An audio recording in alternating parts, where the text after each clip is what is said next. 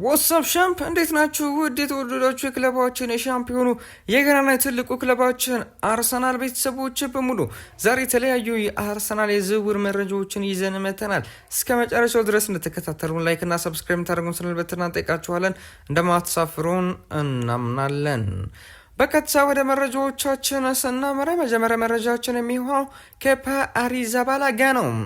ስፓኒሹ ግብ ጠባቂ ኬፓ አሪዛባላጋ በቋሚነት የመሰለፍ እድል በሚያገኝበት ክለብ ውስጥ መጫወት ስለሚፈልግ በዚህ ክረምት አርሰናልን ለመምቀቅ እንደሚፈልግ ለክለቡ አስታውቋል የሚል መረጃ ቲምቶክ ይዞ ይወጣ ይገኛል። የጣሊያኖቹ ጁቬንቱስና ናፖሊ ተጫዋቹን ለማስፈረም ቀዳሚነቱን የያዙ ሲሆን ሁለቱ ክለቦች ስለ ዝውውሩ ሁኔታ የመጀመሪያ ጥያቄዎቻቸውን አቅርበዋል። ነገር ግን እስካሁን ድረስ ከአርሰናል የተሰጣቸው ምላሽ የለም የሚል መረጃ በዛሬው ዕለት ቲምቶክ እያስነበበን ይገኛል። ቀጥታ መረጃችን የሚሆነው ደግሞ ዊሊያም ሳሊባ ነው። ባርሴሎና የመከላከል ክፍሉን ለማጠናከር የፈረንሳዊን ተከላካይ ዊሊያም ሳሊባን ሁኔታ እያጠና ይገኛል። ነገር ግን አርሰናል ሳሊባን በቀላሉ የመለቀቅ ፍላጎት የሌለው ሲሆን እሱን ለመልቀቅ እስከ 150 ሚሊዮን ዩሮ የገንዘብ ክፍያ ይፈልጋል የሚል መረጃ ኤክረም ኮኖር የተባለው የቢቢሲ ጋዜጠኛ እያስነበበን ይገኛል። አርሰናል ተጫዋቹን የመሸጥ ምንም አይነት ፍላጎት የሌለው ሲሆን ገፍቶ የሚመጡ ከሆነ ግን ባርሴሎናዎች ከፍተኛ ገንዘብ የሚጠይቅ ይሆናል። አርሰናል 150 ሚሊዮን ዩሮ የለጠፈበት ሲሆን ይህን ያህል ገንዘብ ደግሞ ባርሴሎና ይከፍላሉ ተብሎ አይጠበቅም። ከዛ ከባርሴሎና ሳንወጣ ደግሞ ስዊድናዊ አጥቂያችን ቪክቶር ኮሬስ አርሰናል ፕሪሚየር ሊግን እንዲያሸነፍ ቢረዳም በቋሚነት የመሰለፍ እድል በማጣቱ ምክንያት ከአንድ የውድድር ዓመት ቆይታ በኋላ ክለቡን ለመልቀቅ ፍላጎት አሳይቷል። ባርሴሎና ተጫዋቹን የመውሰድ ፍላጎት ያለው ሲሆን ወደ 60 ሚሊዮን ዩሮ አካባቢ ክፍያ ዝውውሩን ለመጨረስ በቂ ሊሆን ይችላል የሚል መረጃ ኤል ናሲዮናል የተባለው ታማኝ የተባለ የመረጃ ምንጭ እያስነበበን ይገኛል። ከወደ ስፔን እየወጣ ያለ መረጃዎች የሚያሳዩት ባርሴሎናዎች ተጫዋቹን በጥብቅ ነው የሚፈልጉት። በተለይም ሌዋንዶስኪ ከለቀቀ በኋላና እንዲሁም ደግሞ ዩሊያን አልቫሬስ አትሌቲኮ ማድሪድ ለእናንተ አልሸጥም ማለታቸውን ተከትሎ የዚህን ተጫዋች ስም በተደጋጋሚ እንግዲህ ከባርሴሎና ጋር እየተያዘ እንዳለ ነው መረጃዎች ይወጡ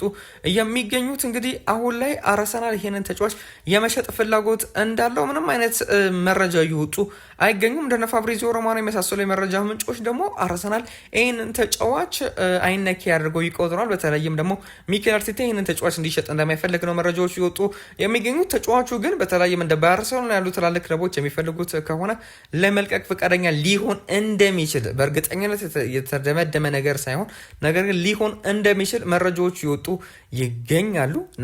እንዲሁም ደግሞ በሚቀጥለው የውድድር ዘመን ትልቅ የተባለ አጥቂ የሚፈርም ከሆነ ተጫዋቹ የሚለቅበት እድል እጅግ በጣም ከፍተኛ ሊሆን እንደሚችል እንደነገርኳችሁ እንደሚችል ነው እንጂ በትክክል የተረጋገጠ ነገር የለም። ነገር ግን ሊለቅ እንደሚችል መረጃዎች ይወጡ ይገኛሉ። ቀጣዩ መረጃችን የሚሆነው ደግሞ ኒኮ ዊሊያምስ ነው። አርሰናል የስፔኑ የክንፍ ኮከብ ኒኮ ዊሊያምስን ለማስፈረም በውሉ ላይ የሚገኘውን የ90 ሚሊዮን ዩሮ የውል ማፍረሻ ሪሌስ ክሎስ ለመክፈል ዝግጁ ሆኗል። ተጫዋቹ ከአትሌቲኮ ቢልባኦ ጋር እስከ 2035 የሚያቆየ ውል ያለው ቢሆንም አርሰናል ከማንቸስተር ዩናይትድና ከሊቨርፑል ቀድሞ የዝውውሩን ለመጨረስ እየመራ ነው የሚል መረጃ ኤል ናሲዮናል የተባለው የስፔን ጋዜጣ እያስነበበን ይገኛል። እኔ በግሌ ግን የዝውውር ይሳካል ብዬ አላስብም። ምክንያቱም ደግሞ አሁን ላይ ኒኮ ዊሊያምስ ያለው ብቃት እንደ ድሮ እንዳልሆነ ይታወቃል። ስለዚህም አሁን ላይ አርሰናል ያን ያህል በተጫዋቹ ላይ ፍላጎት ያለው አይመስለኝም። ፕላስ ደግሞ እስከ 90 ሚሊዮን ዩሮ ለተጫዋቹ ይከፍላል ተብሎ አይጠበቅም። ምክንያቱም ደግሞ በኒኮ ዊሊያምስ ፋንታ እንደነ ሞርጋን ሮጀርስ ያሉ ተጫዋቾችን ማስፈረም ይችላል ገንዘብ ጨምሮ። ከዛም በኋላ የመሀል ሜዳም ተጫዋች አስፈረመ ማለት ነው። ከእንደገና ደግሞ የክንፍ መስመርም ተጫዋች አስፈረመ ማለት ነው። ፕላስ ደግሞ ተጫዋቹ ለሚኬል አርቴታ የሚሆን ተጫዋች ነው ሞርጋን ሮጀርስ። ፕላስ ሌላኛው ደግሞ በፕሪሚየር ሊግ ልምድ ያለው ተጫዋች እንደመኖሩ ከኒኮ ዊሊያምስ ይልቅ የሞርጋን ሮጀርስን እንደሚያስቀድም ደግሞ ሚኬል አርቴታ ይታወቃል። ስለዚህም የዚህ ተጫዋች ዝውውር የሚሳካበት እድል አነስተኛ ነው ብዬ አስባለሁ። እስቲ የእናንተን ሀሳብ አስተያየት ደግሞ በኮሜንት ላይ ብታሳውቁኝ እጅግ ደስ ይለኛል። ቀጣዩ መረጃችን የሚሆነው ደግሞ ግሊበርቶ ሞራ ነው። አርሰናልና ሌሎች የአውሮፓ ትልልቅ ክለቦች ይህንን ሜክሲካዊ ድንቅ ወጣት እያደኑት ይገኛል። ተጫዋቹ ወደ አውሮፓ ለመዘዋወር በጥቅምት 2027 የ18 ዓመት ዕድሜው ሲሞላ ድረስ እንደሚጠብቁ ታውቋል የሚል መረጃ ቴሌግራፍ እያስነብበን ይገኛል። በተለይም ቴሌግራፍ የእንግሊዙ ቴሌግራፍ በተለያዩ ሀገራት እንግዲህ እንዳለ ይታወቃል። በኔዘርላንድ የራሱ የሆነ ቴሌግራፍ የሚባል አለው፣ በስፔንም አለው፣ በተለያዩ ሀገራቶች አለው። በሜክሲኮ የሚገኘው ደግሞ ቴሌግራፍ የሚባል ጋዜጣ ኦፊሻል የቴሌግራፍ የእንግሊዙ ቴሌግራፍ ጋዜጣ ሲሆን እንግዲህ በሜክሲኮም የራሱ የሆነ በራሱ ቋንቋ በስፓኒሽ ያው በሜክሲኮ ማለት ነው የራሱ የሆነ ጋዜጣ አለው። በዛም ኦፊሻል የሆነ ማለት ነው። ያኛው ቋንቋ ብቻ ነው የሚለያየው። ይህን መረጃ ይዞ የወጣው ያ ነው። ስለዚህም ታማኝ የተባለ የመረጃ ምንጭ ነው ማለት እንችላለን። እንግዲህ ግሊበርቶ ሞራ በሜክሲኮ ብሔራዊ ቡድን እጅግ በጣም ድንቅ የሆነ ተጫዋች እንደሆነ ይታወቃል። በወጣት ቡድን በተለያዩ ቦታዎች ላይም ሲጫወት ተመልክተናል። እጅግ በጣም አስገራሚ ተጫዋች እንደሆነ ይታወቃል። አሁን ላይ በአርሰናል በጥብቅ የተፈለገ እንዳለ ነው መረጃዎች ይወጡ የሚገኙት። ሙሉ ስሙ ግሊበርቶ ራፋኤል ሞራ ዛምብራኖ ይባላል። እንግዲህ 14 ኦክቶበር 2009 የተወለደው 16 ዓመት ብሎ የሚገኘው ሜክሲካዊ ነው። ሜትር ከ38 የሚረዝም ተጫዋች ነው። ያው ኦፊሻሊ ራሱ የተጫዋቹ ቁመት በግልጽ የሚታወቅ አይነት አይደለም። በትክክል ኤግዛክትሊ የተነገረ ነገር አለ። ምክንያቱም ደግሞ የተጫዋቹ ቁመት ይጨምራል። ምክንያቱም 16 ዓመቱ ስለሆነ አሁን ላይ ግን ባለው ሜትር ከ38 ኦልሞስት እስከ ሜትር ከ70 የሚረዝም አይነት ተጫዋች ነው። አጥቂ አማካኝ ቦታ ላይ የሚጫወቅ በአታኪ ሚድፊልድም እንዲሁም ደግሞ በሴንትራል ሚድፊልድ እንዲሁም ደግሞ በግራ ክንፍ በኩል መጫወት የሚችል በጣም ምርጥ የተባለ ሜክሲካዊ ተጫዋች ነው። ወጣት ተጫዋች ነው። ከፍተኛ የኳስ ቁጥጥር፣ ጥሩ ድሪብለር፣ ክሬቲቪቲው እጅግ በጣም የሚያስገርም ትክክለኛ ፓሶችን የሚያደርግ የጨዋታው እይታ ቪዥኑ እጅግ በጣም አስገራሚ በብዙ አጥቂ ቦታዎች ላይ መጫወት የሚችል እንግዲህ በክለብ ቲዋና በተባለ የሜክሲኮ ቡድን ውስጥ እየተጫወተ የሚገኝ እንዲሁም ደግሞ ለሜክሲኮ ብሔራዊ ቡድን የወጣት ቡድኖች መጫወት የሚችል እጅግ በጣም አስገራሚ የሆነ ተስፋ ሰጪ ተጫዋች ነው። በአርሰናል፣ በማንቸስተር ሲቲ፣ በባርሴሎና እየተፈለገ ያለ እጅግ በጣም ኮከብ ተጫዋች ነው። አርሰናሎች ተጫዋቹን ለማስፈረም ከፍተኛ ፍላጎት እንዳላቸው ነው ቴሌግራፍ እያስነበበን የሚገኘው። ቀጣዩ መረጃችን የሚሆነው ደግሞ አሌክስ ስኮት ነው። ቦርንሞዝ በአርሰናልና በማንቸስተር ዩናይትድ እየተፈለገ የሚገኘው አሌክስ ስኮት በክለቡ ለማቆየት አዲስ ውል እያዘጋጀለት ይገኛል። በአሁኑ ሰዓት እንደማይሸጥ ቢገልጹም ትልቅ የገንዘብ ጥያቄ ከመጣ ግን ሀሳባቸውን ሊቀይሩ ይችላሉ የሚል መረጃ ፋብሪዚዮ ሮማኖ በስፋት ነው እንግዲህ እያስነበበን የሚገኘው። ቀጣዩ መረጃችን የሚሆነው ደግሞ ጁኒየር ክሩፒ ነው።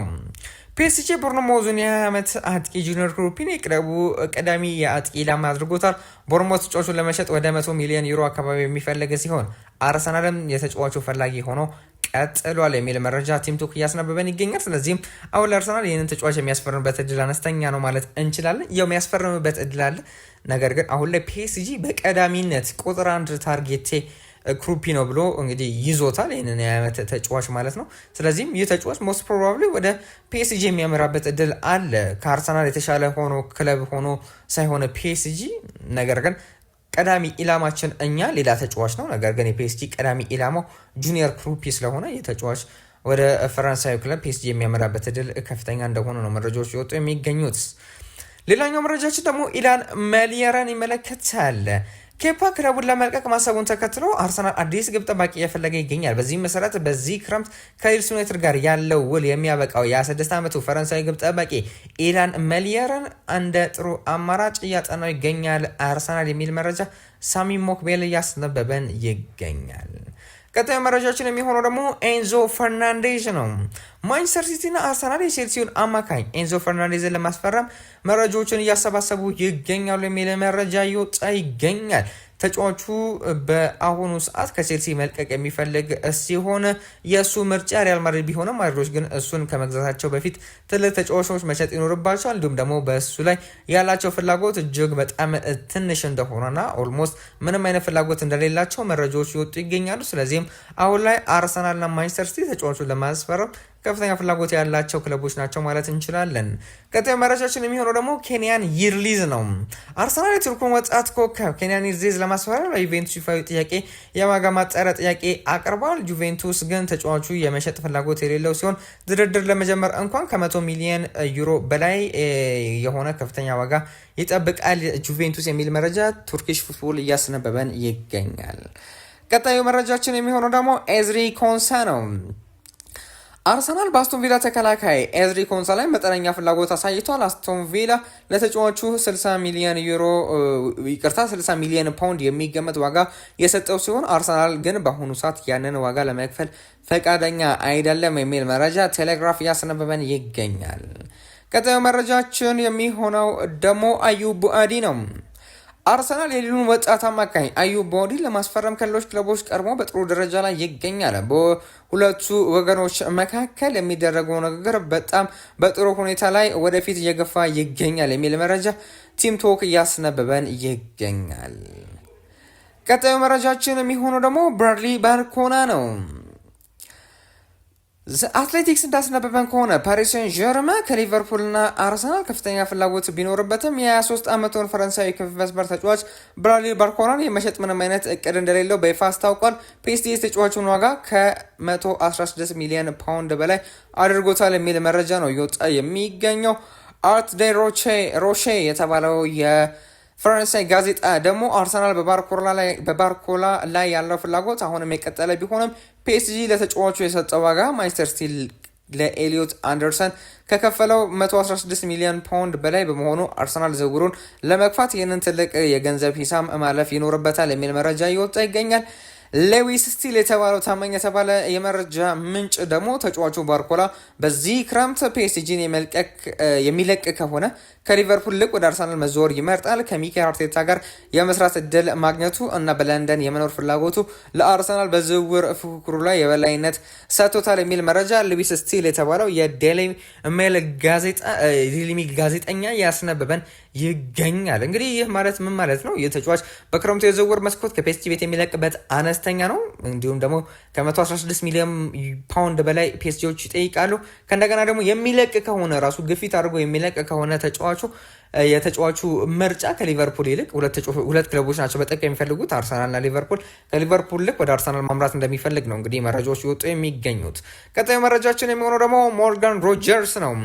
ቴሌግራፍ እንዳስነበበን ከሆነ አርሰናል በኤዝሪ ኮንሳ ላይ ካለው ፍላጎት በተጨማሪ ለሞርጋን ሮጀርስ ያለው ፍላጎት አሁንም ትልቅ ነው። ነገር ግን አስቶን ቪላ ለሮጀርስ የብሪታንያ የምንም ጊዜ ውድ ዋጋ የሆነውን 30 ሚሊዮን ፓውንድ የገንዘብ ተመን ሰጥቶታል የሚል መረጃ ነው እንግዲህ እየወጣ የሚገኘው። ሁለተኛው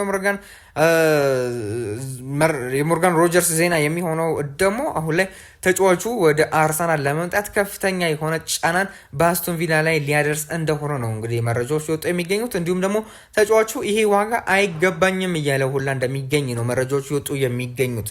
እናንተ ምን ታስባላችሁ? የብሪቲሽ የሪካርድ ሰብረን ይሄንን ተጫዋች ማስፈረም ያለብን ብላችሁ ታስባላችሁ? እስቲ በኮሜንት ላይ አሳውቁኝ። ለዛ ያዘላችሁ ፕሮግራም ይህን ይመስል ነበር። እስከ መጨረሻው ድረስ ተከታተላችሁ ላይክና ሰብስክራይብ ስለምታደርጉኝ ጋር እናመሰግናለን።